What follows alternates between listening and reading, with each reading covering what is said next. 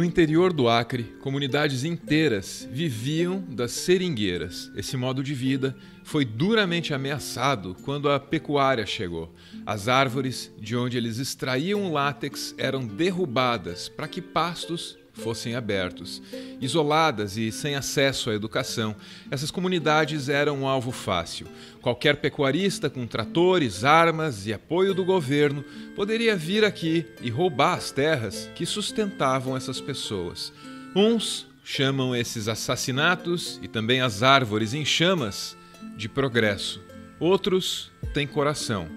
E essa é a história de um homem que tinha um coração. Meu nome é Francisco Mendes Filho, mas conhecido popularmente Chico Mendes.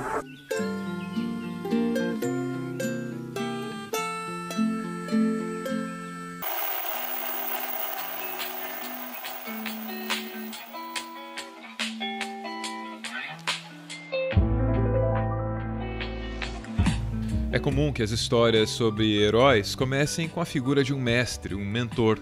A história de Chico Mendes é assim. Nascido em 1944 em Chapuri, no interior do Acre, ele não tinha nenhuma perspectiva, muito menos uma perspectiva de heroísmo. Aos 8 anos, ele já caminhava horas e horas dentro da floresta, traçando talhos nas árvores e coletando o látex das seringueiras. O látex virava borracha, descia o rio e chegava à civilização para se transformar em muitas outras coisas. Só que Chico, ao contrário do látex coletado diariamente por ele, não tinha a menor chance de se transformar em nada além do que ele já era. A vida era aquilo mesmo: mais seringueiras, mais talhos, mais suor. Tudo mudou quando ele encontrou no meio da mata um homem chamado Euclides Távora. Távora, que em décadas passadas tinha se metido na luta política, estava exilado na floresta. Nele, Chico encontrou aquele mestre, aquele mentor, que transforma o menino no herói. O grande interesse dele em ensinar, não era só ensinar a ler e escrever, aprender a ler e escrever, mas também ele se interessava em ensinar outras coisas muito importantes para o futuro. Importante para o futuro era a preservação da floresta e a defesa dos seringueiros, que encaravam o avanço de grileiros e fazendeiros, geralmente muito bem equipados e bem armados também. Távora tinha incutido em Chico um ímpeto de luta e militância. Com toda a derrota que sofremos, com todo o embalo que sofremos de destruição, ainda hoje, a borracha é a principal fonte econômica de economia da região. Nenhum dos interessados em transformar a Amazônia em pasto tinha conseguido prever um fenômeno como Chico Mendes. Deveria ser fácil derrubar a mata e aniquilar a população local, porque eram na maioria analfabetos, sem qualquer contato com a mídia, com a justiça, com a política. Só que Chico tinha sido ensinado a ler, a escrever, a desenvolver o pensamento crítico.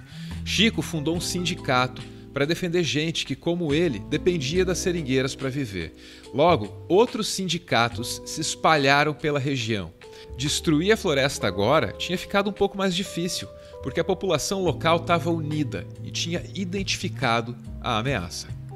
Quem ameaçou e quem ameaça a floresta, quem ameaça a Amazônia, são os grandes fazendeiros, é a política de especulação da terra, são os grandes matamentos que têm como objetivo substituir o homem pelo boi.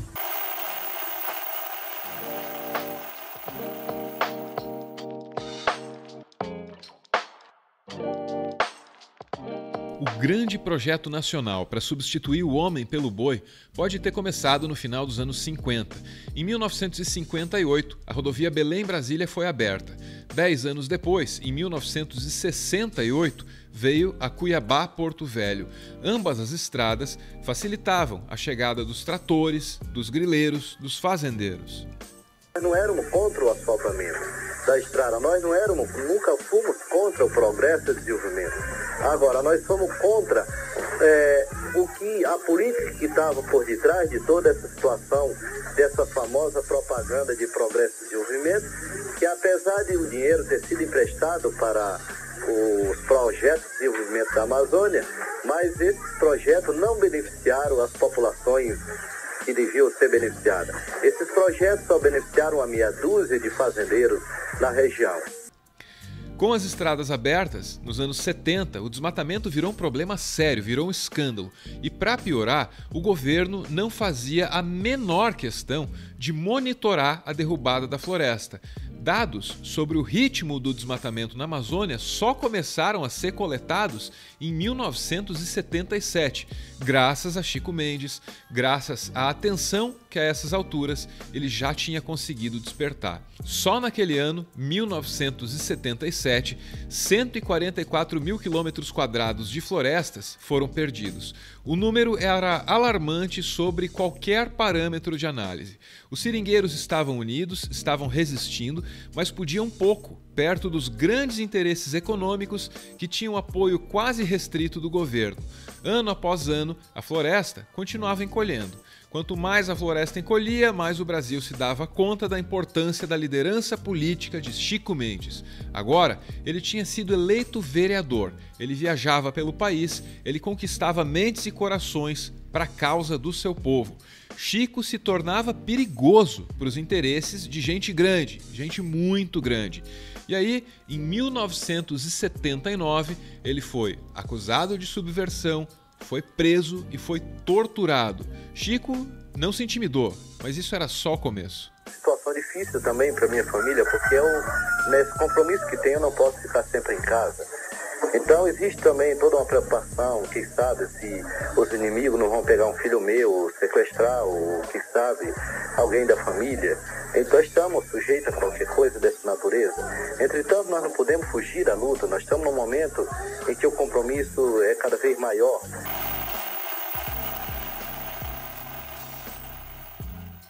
Se os anos 70 marcaram o início dos desmatamentos de grande escala, a década seguinte pode ser vista como o período em que a violência contra as populações locais começou a se tornar pública. Antes de Chico Mendes, morte de seringueiro não saía no jornal, só que agora era diferente. Em 1980, Wilson de Souza Pinheiro, que era uma das muitas lideranças que surgiram no rastro de Chico Mendes, foi assassinado. Esse caso ganhou grande repercussão. A luta dos seringueiros começava a virar uma preocupação internacional. Membros da Organização das Nações Unidas foram até Chapuri para conhecer Chico Mendes. Chico fez uma denúncia grave naquela ocasião. O Brasil estava pegando dinheiro emprestado do Banco Interamericano de Desenvolvimento e usando esse dinheiro para financiar grileiros, desmatadores, assassinos. No exterior, a denúncia fez de Chico um herói. No Brasil, ele foi acusado de prejudicar o progresso. Fui muito perseguido pelos fazendeiros e pelo próprio governo e os políticos do Brasil que me acusaram de ser um falso líder. Me acusaram de ter ido aos Estados Unidos para impedir e para prejudicar o progresso e o desenvolvimento da região. Eu nem acreditava que o que eu tinha dito tivesse tanta influência, tivesse tanta força. No fim, os empréstimos foram suspensos e Chico foi premiado pela ONU. Sou seringueiro. Meus companheiros vivem da floresta há 130 anos, aproveitando a sua riqueza sem destruí-la. A Amazônia possui os maiores recursos biológicos do mundo. Depois disso, outras instituições internacionais passaram a reconhecê-lo. Com esse reconhecimento internacional, Chico conseguiu unir a causa dos seringueiros, os indígenas, os castanheiros, os pequenos pescadores, quebradeiras de coco e populações ribeirinhas. Toda essa organização fez o governo dar o braço a torcer. Um bom pedaço de floresta foi protegido do avanço dos pecuaristas grileiros. Em 1988, Chico atingiu mais uma grande vitória: a criação da primeira reserva extrativista da Amazônia brasileira. Aqui em Chapuri, nós temos a primeira que nós consideramos a mais legítima, que foi uma área de resistência, foi conquista dos próprios seringueiros, que é o Seringal Cachoeira. Mas isso aconteceu graças à repercussão e à pressão internacional que foi exercida em cima dos governos brasileiros. Se não fosse o apoio internacional, da imprensa internacional, das entidades ambientalistas internacionais, nós hoje não tínhamos nenhuma reserva. A luta agora parecia um pouco mais equilibrada. De um lado, pecuaristas e o governo brasileiro. Do outro, os povos da floresta e a ONU. A luta parecia mais equilibrada e poderia ser mais equilibrada se não houvesse a violência.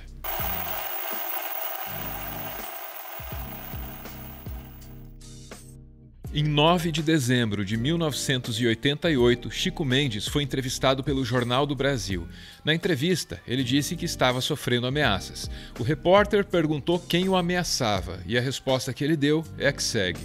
São 2 fazendeiros em Chapuri, os proprietários da Fazenda Paraná, Darli Alves e Alvarinho Alves. São irmãos, estão inclusive foragidos da justiça com mandado de prisão decretado. Desde 1973, esses 2 fazendeiros tinham ordem de prisão no Paraná. Hoje, estamos absolutamente convencidos, por informações vazadas do próprio DPF, que esses 2 fazendeiros são amigos do delegado da Polícia Federal no Acre, Mauro Spósito. O jornal decidiu não publicar esta entrevista, porque achava que Chico Mendes estaria mentindo. 13 dias depois, Chico foi vítima de uma emboscada e o mandante era mesmo Darli Alves. A morte de Chico repercutiu em todo o mundo. A morte do ecologista foi destaque em todo o mundo e primeira página do principal jornal americano, New York Times. A reportagem traz o título: O brasileiro que lutou para proteger a Amazônia é assassinado. A matéria cita as ameaças de morte que Chico Mendes recebeu e comenta as suspeitas de que a Polícia Federal teria protegido e favorecido os fazendeiros Darli e Alvarino Alves, que juraram matar Chico Mendes. Só depois da morte de Chico Mendes, o Jornal do Brasil publicou a entrevista, o que não compensa o erro, porque a publicação poderia ter salvado a vida dele. Nessa última entrevista, Chico também diz: se descesse um enviado dos céus e me garantisse que minha morte iria fortalecer nossa luta, até que valeria a pena. Mas a experiência nos ensina o contrário. Então eu quero viver. Ato público e enterro numeroso não salvarão a Amazônia. Quero viver.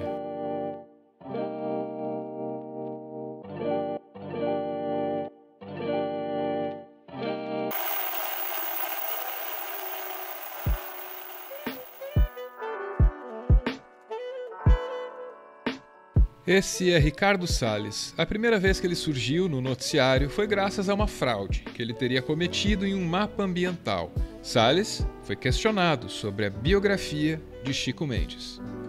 Qual a sua opinião sobre Chico Mendes? As pessoas que são do agro, que são da região, dizem: olha, o Chico Mendes não era isso que é contado. Chico Mendes, o que dizem ao senhor sobre o que o pessoal do agro diz para o senhor sobre Chico Mendes fazia uma manipulação da opinião ali. O fato é que é irrelevante. Que diferença faz quem é o Chico Mendes nesse momento? Se Chico Mendes é irrelevante para esse ministro, então a causa que Chico defendia também é. Acontece que a causa de Chico Mendes é o meio ambiente e Ricardo Salles agora é o ministro do meio ambiente.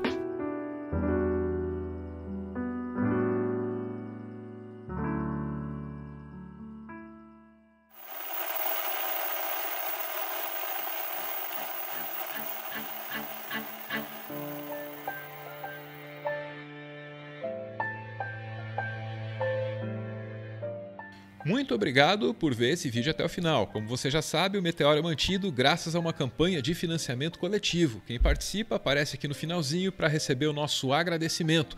Hoje a gente agradece a Luana Salles e o Alexandre, que é quem aparece aí na foto de surpresa. Alexandre, as palavras que seguem são da Luana, ó. Estou usando essa foto para dizer que finalmente somos apoiadores do Meteoro, Alexandre. Muito obrigada por encontrar esses canais que acendem a esperança de um futuro melhor para a imprensa e educação no nosso país. Você e o Meteoro me ajudam muito a evoluir como ser humano. Você também ajuda a gente a evoluir bastante, Luana. E o mesmo para o Alexandre. Muito obrigado, só gente maravilhosa aqui, hein? Valeu, beijo!